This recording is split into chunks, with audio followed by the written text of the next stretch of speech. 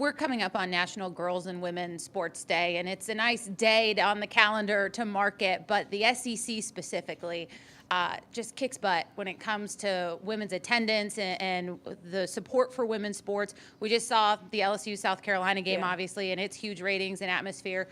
You get to play here every year and see that atmosphere. So what can you say about how Dawn Staley, how South Carolina, and how the SEC are really leading the way in that charge? Because I know it's super cool to see as a woman in sports. It really is. I really appreciate that question. I was telling my staff earlier today, I have so much respect for Dawn. And I remember when she played at Virginia.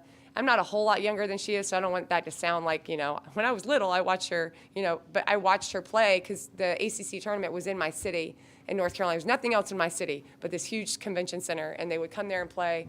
And I just, from a young age, just really respected her approach to basketball. She was representation for me, like, hey, I can do this on a big stage. And now you see her doing the things she's doing at South Carolina. We're talking about, when did she get this job? Look at what it is now. There's 18,000 people in the fans. How amazing is that? And again, representation matters. She's a representation, as is her team and her program, of what you can accomplish if you work really hard, if you do the right things. I mean, even before the game, she shook everyone's hand on our bench, even the people behind the bench. She made an effort. There hasn't been anybody in the country that's texted me more than her on, days where I just am like, I don't know, our team is really struggling the last couple of years. And when I see her in meetings, when I see her before games, she'll reach out. That matters to me, but think about what she's doing here for her own players. And you can see it. And then the community that's rallied around her, you can see it, you can feel it. And now my daughter's here today.